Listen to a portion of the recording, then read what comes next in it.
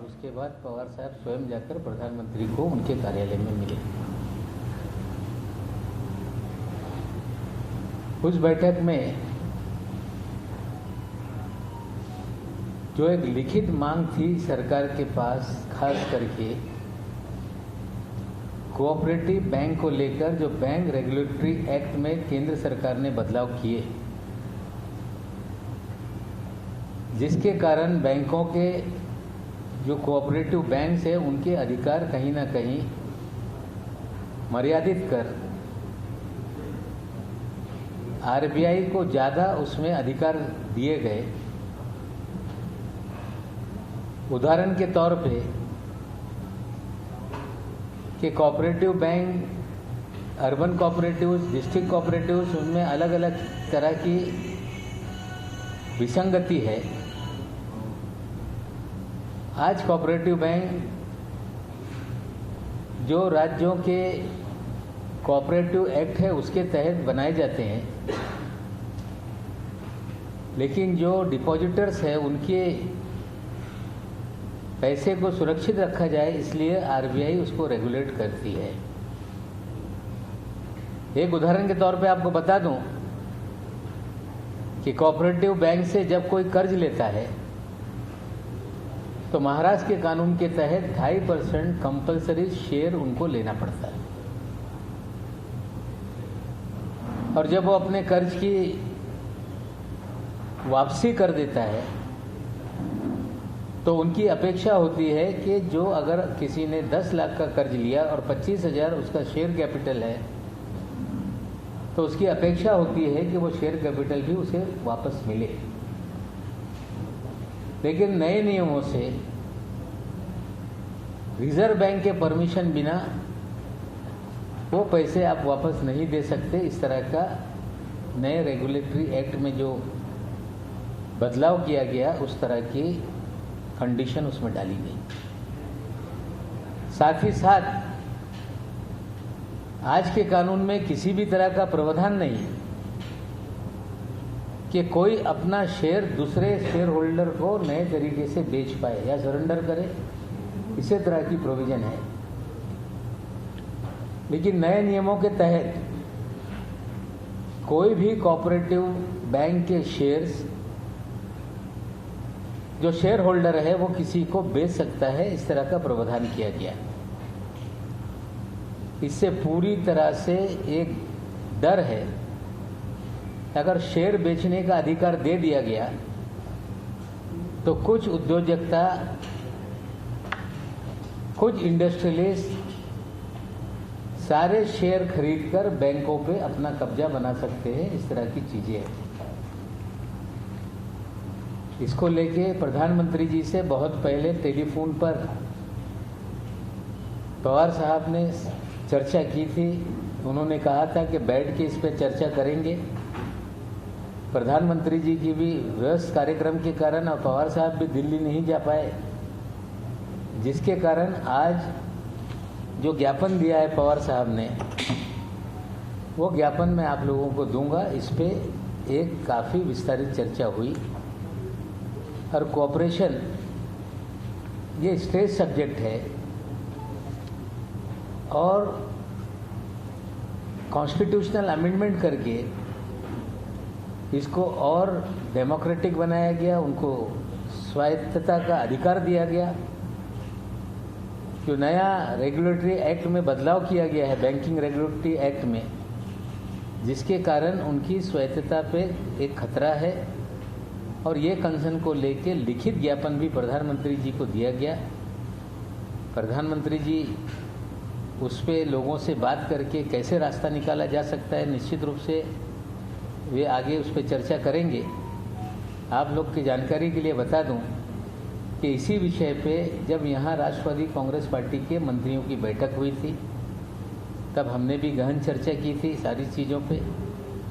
उसके बाद राज्य सरकार ने एक कमेटी बनाई कि हम अपना बैंकिंग एक्ट कुछ बना सकते हैं क्या, और ये सारे विषय पे कर्नाटक में इसी मामले को लेके कुछ लोग हाईकोर्ट में गए और कर्नाटक हाईकोर्ट ने इस पे रोक भी लगाने का काम किया है पिछले सप्ताह में। ये जिस तरह का रेगुलेटरी एक्ट में बदलाव किया गया उससे बैंक सेक्टर जो कोऑपरेटिव है उसको कहीं ना कहीं एक खतरा है, जिसके कारण पिछले दिनों भी फ़ोन पे बात हुई थी और आज पवार साहब ने स्वयं मिलकर एक ज्ञापन द्वारा सारी चीज़ों को स्पष्ट तरीके से रखा। साथ ही साथ जो कोविड की परिस्थिति है, कल प्रधानमंत्री जी ने देश के 4 राज्यों के मुख्यमंत्रियों से, जहां कोविड ज़्यादा पॉजिटिविटी है या ज़्यादा संख्या में देश भर में है, प्रधानमंत्री ने उनसे बात की और मुख्यमंत्री जी ने ये भी मांग की थी कि कोई नेशनल पॉलिसी बनाई जाए, खास करके धर्म स्थलों को लेके, आयोजनों को लेके या भीड़ भाड़ को लेके, क्योंकि अगर कोई राज्य है कोई नियम बनाता है तो उसी राज्य में जो विपक्ष के लोग हैं उसको अलग ढंग से चीज़ों को उठाने का काम करते हैं। अगर देश में एक नीति बना दी जाए तो हमें लगता है कि कोविड के समय में जो राजनीति हो रही है उस पर कहीं ना कहीं अंकुश लगेगा। पवार साहब ने इस विषय पे भी प्रधानमंत्री जी से चर्चा की कि सभी दल के लोगों को बुलाकर भी कोई ठोस कार्यक्रम बने, नीति निर्धारित हो। और जिस तरह से कई दिनों से लगातार जो टीकाकरण का कार्यक्रम है वो खंडित होता रहा है। केंद्र सरकार ने पहले तो राज्यों को जिम्मेदारी दी, फिर स्वयं जिम्मेदारी ली, लेकिन जिस संख्या में टीके उपलब्ध होने चाहिए वो नहीं हो रहे हैं। इसको लेके भी पवार साहब के बीच में और प्रधानमंत्री के बीच में चर्चा हुई और उस पर भी गंभीरता से। अल्पसंख्याक मंत्री नवाब मलिक यांची पत्रकार परिषद आपण बघत होतो। पंतप्रधान नरेंद्र मोदी आणि शरद पवार यांच्या भेटीवरती त्यांनी यावेळी भाष्य केलेलं आहे। अधिवेशनापूर्वी पवार आणि मोदी यांची देखील भेट झालेली आहे। पीयूष गोयल हे स्वतःहून शरद पवार यांच्या भेटीसाठी आलेले होते असं देखील यावेळी नवाब मलिक यांनी स्पष्ट केलंय। राजनाथ सिंह यांच्यासोबत देखील शरद पवार यांची चर्चा झालेली होती। शरद पवार आणि मोदी यांच्या भेटीवरती नवाब मलिक यांनी स्पष्टीकरण दिलंय। इसमें किसी भी प्रकार का तथ्य नहीं कि पवार साहब और प्रतिपक्ष के नेता महाराष्ट्र विधानसभा के उनके बीच कोई मुलाकात दिल्ली में हुई है। और ये जो सारा घटनाक्रम है, जिस विषय पर प्रधानमंत्री जी से पवार साहब की मुलाकात हुई, ये कांग्रेस के नेताओं की जानकारी में है कि ये है जब कांग्रेस के प्रभारी पाटिल साहब पवार साहब से मिलने गए थे 2 मंत्रियों के साथ, उस समय ये सारी चीज़ें बैंक सेक्टर की जो कमियां हैं या जो रेगुलेटरी एक्ट में बदलाव किया गया जिसमें कोऑपरेटिव बैंक संकट में है, ये सारी जानकारी उन्हें भी दी गई और इस विषय पे प्रधानमंत्री से मुलाकात करेंगे ये भी बताया गया था। और मुख्यमंत्री महोदय से भी इस विषय पे पहले से बात हुई थी। कोई ये मीटिंग एकाएक हो गई ऐसा नहीं, जो एक गंभीर विषय है उसको लेके मीटिंग हुई और निश्चित रूप से इस मीटिंग के मांग की पवार साहब ने भी मांग की और टीकाकरण को लेके भी ठोस कार्यक्रम बने। हम उम्मीद करते हैं दोनों विषय के लिए कोई रास्ता निकलेगा। सोमवार से पार्लियामेंट की बैठक शुरू हो रही है। निश्चित रूप से विपक्ष भी संयुक्त रूप से जो भी कार्यक्रम बनाएगा, राष्ट्रवादी कांग्रेस पार्टी पूरी तरह से विपक्ष की एकजुटता को लेकर सारे मुद्दे, चाहे डीजल हो, पेट्रोल हो, महंगाई हो, टीकाकरण हो, कोविड हो या जिस तरह से सीमा पे तनाव बना हुआ है, इन सभी विषय पे पार्टी अपनी भूमिका रखेगी।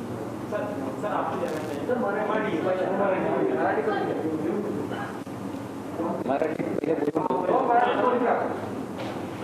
काल पासून पवार साहेब दिल्लीत असताना देशाचे मंत्री यांना राज्यसभेमध्ये भाजपच्या वतीने नेता करण्यात आलेला आहे। माननीय पीयूष गोयल जी स्वतः पवार साहेबांना भेटण्यासाठी 6 जनपदवर आले होते आणि ती एक सदिच्छा भेट होती. भारतीय संसदीय इतिहासामध्ये एखादा नेता जेव्हा निवडी त्यांच्या होत्या तेव्हा सर्व पक्षांच्या समर्थन त्यांना भेटेल. सुचारू पद्धतीने राज्यसभेचं कामकाज चालेल त्यासाठी ते सर्व पक्षीय नेत्यांना भेटत राहतात. आता पवार साहेब वरिष्ठ असताना त्यांनी स्वतः वेळ घेऊन पवार साहेबांना सदिच्छा भेट दिली आणि जे पार्लमेंटचं कामकाज असेल त्याच्यात पक्षाच्या कामकाजाला सकारात्मक पाठिंबा राहील अशी मागणी त्यांनी केली आणि निश्चित रूपाने राष्ट्रवादी काँग्रेस पक्ष सकारात्मक राज्यसभेच्या कामकाजामध्ये त्या प्रकारची भूमिका ठेवेल ही चर्चा पियुष गोयलजी आणि पवार साहेबांच्या बैठकीत झाली. त्यानंतर देशाच्या रूपाने राष्ट्रवादी काँग्रेस पक्ष सकारात्मक राज्यसभेच्या कामकाजामध्ये त्या प्रकारची भूमिका ठेवेल ही चर्चा पियुष गोयलजी आणि पवार साहेबांच्या बैठकीत झाली. त्यानंतर देशाचे संरक्षण मंत्री माननीय राजनाथ सिंग साहेबांच्या दालनात एक बैठक झाली. त्या बैठकीमध्ये पवार साहेब उपस्थित होते. पूर्व रक्षा मंत्री या नात्याने संरक्षण मंत्री या नात्याने त्यांना इन्व्हाइट करण्यात आला होता. त्या बैठकीमध्ये काँग्रेसचे ज्येष्ठ नेते माजी संरक्षण मंत्री A.K. अँटनी साहेब पण उपस्थित होते. त्यांच्यासोबत chief of the army staff Bipin रावतजी उपस्थित होते. आर्मी चीफ नरवणे साहेब पण उपस्थित होते आणि ज्या सीमेवर परिस्थिती निर्माण झालेली आहे त्याच्या बाबतीत माहिती देण्यात आली आणि 2 संरक्षण मंत्री त्यांचा अनुभव त्यांचे मत हे जाणून घेण्याचा पण प्रयत्न रक्षा मंत्रीकडून करण्यात आलेला आहे. आणि आज देशाचे पंतप्रधान माननीय नरेंद्र मोदी साहेबांना पवार साहेब त्यांच्या कार्यालयात त्यांनी भेट दिली. बरेच दिवसापासून फोनवर पवार साहेबांच्या प्रधानमंत्रीसोबत बोलणं झालं होतं. जे बँकिंग रेग्युलेटरी ॲक्टमध्ये बदल करण्यात आलेला आहे ते बदल या सहकारी जे बँका त्यांना धोकादायक आहे अशी चर्चा पंतप्रधान सोबत आधी झाली होती. मग पंतप्रधान साहेबांचा म्हणणं होता की दिल्लीमध्ये याविषयी आपण भेटू. त्यांच्या व्यस्त कार्यक्रम असताना पवार साहेब पण दिल्लीला गेले नाही. तो बैठक वेळ मागितल्यानंतर आज ठरल्या आणि पवार साहेबांनी या बँकिंग रेग्युलेटरी कायद्यामध्ये जे बदल घडवण्यात आलेला आहे त्यामुळे तो खातेदार असतील, शेअर होल्डर असतील, बँक्स असतील त्यांच्या इंटरेस्टच्या मंत्री नवाब मलिक यांची पत्रकार परिषद आपण बघत होतो. आज खरं तर मोदी आणि पवार यांच्यामध्ये भेट झालेली आहे. या भेटी संदर्भात त्यांनी स्पष्टीकरण दिलेलं आहे. याशिवाय पियुष गोयल हे स्वतः पवारांना येऊन भेटले होते असं देखील त्यांनी यावेळी सांगितलं आहे.